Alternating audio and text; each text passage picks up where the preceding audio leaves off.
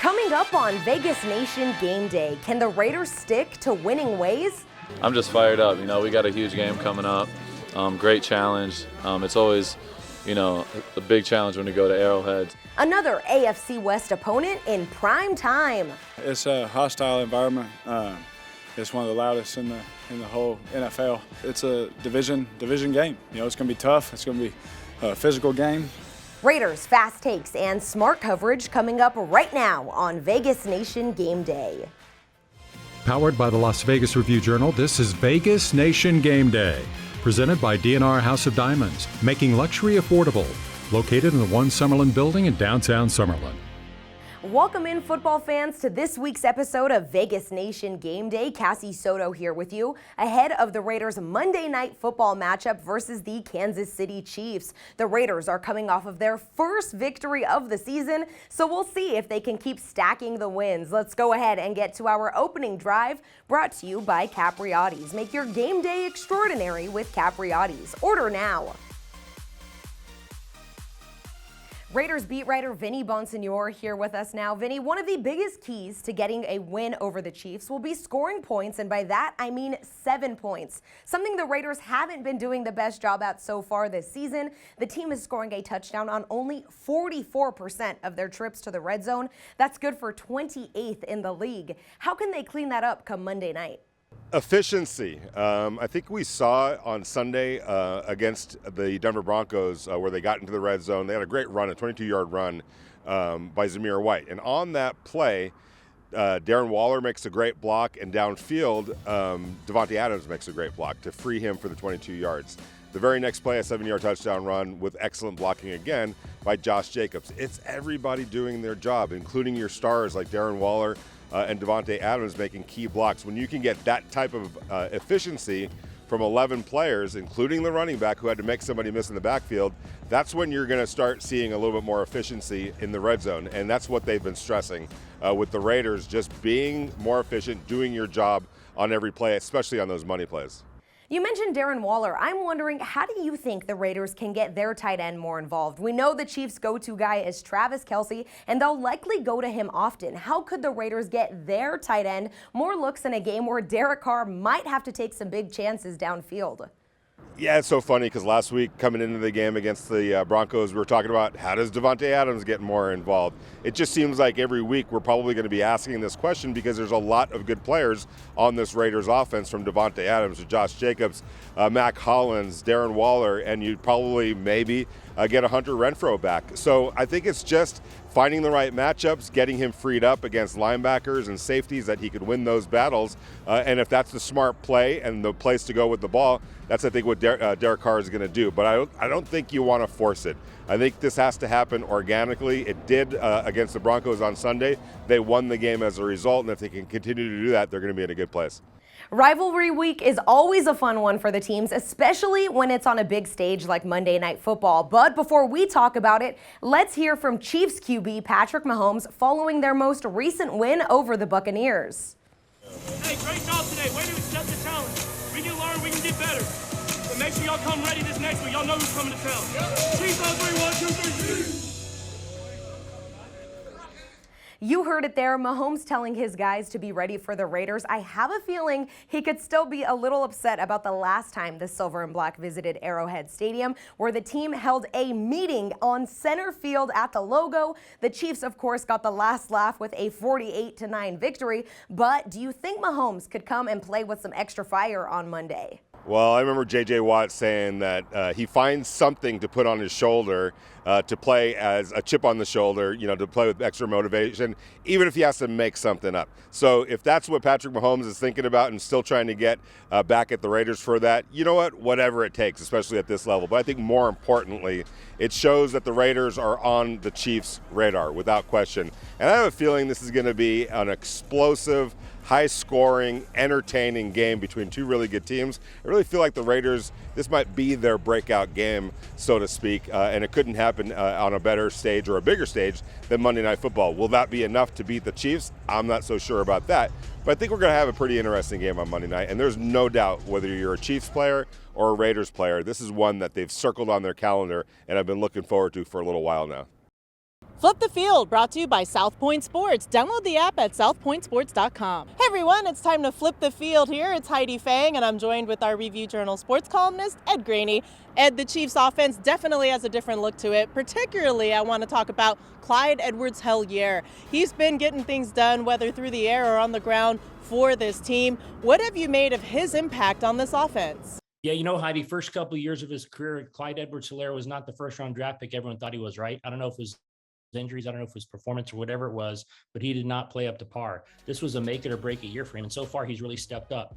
Let's see, he's got 92 yards on 19 carries last week, had a couple of touchdowns against Tampa Bay, 203 yards total on 41 rushing attempts. So finally they're seeing the Clyde Edwards-Helaire they thought when they drafted that high, and if he keeps playing this way, he's only going to help the offense and Patrick Mahomes.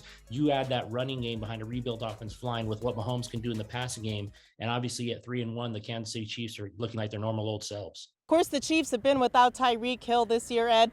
What have you made of some of these wide receivers, and who's been getting it done on paper for you? You know, they brought in Juju Smith-Schuster, Marquez Valdes-Scantling, Sky Moore, Justin Watson, and others. The one guy who has not performed in the absence of Tyreek Hill so far has been Mecole Hardman.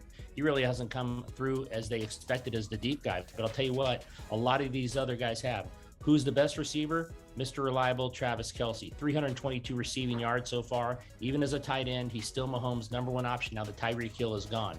Valdes-Scantling has 168 yards. Smith-Schuster has 200 yards. So those guys are producing, but it comes back to Travis Kelce. Another point I want to make is Patrick Mahomes. He's becoming more mature as he gets older, Heidi, and more wiser. He's taken a lot of more underneath routes to open up the defense, to make them adjust, so then the over-the-top stuff materializes. So we're not surprised, I don't think you or I, that Travis Kelce leads them in receiving, but those other receivers have to keep doing their job, and they really need Mecole Hardman to come around to make it a complete receiving corps. With this week's injury report, I'm Adam Hill. Hunter Renfrow is out of concussion protocol and practicing in full, which is good news for the offense. And the defense also got some good news as Denzel Perriman has cleared protocol and is back to full participation in practice. Fellow linebacker Jayon Brown, however, has been downgraded with a hamstring injury. Offensive tackle Justin Herron, who made his debut for the team last week, suffered a torn ACL in practice and has been placed on injured reserve. He'll miss the rest of the season. Darren Waller was in a red no-contact jersey earlier this week, but he is also back to full participation despite that shoulder injury. Rock Ya-Sin, a full participant, looks like he's good to go despite that knee injury. Blake Martinez was promoted to the active roster from the practice squad because of all the question marks in the linebacker corps. In other news, fan favorite Tyron Johnson has been placed on waivers, while veteran wideout Albert Wilson was brought into the practice squad for the Raiders. Johnson has a chance to clear waivers, and then he could be brought back to the practice squad, but we'll have to wait and find out if any other teams in the NFL claim him. For full coverage, check out VegasNation.com. DNR House of Diamonds is Las Vegas's elite private office jeweler, the perfect bridge between internet pricing and a traditional brick-and-mortar jewelry store. We specialize in loose diamonds, natural and lab-grown, engagement rings, fashion jewelry, custom design, and jewelry repairs.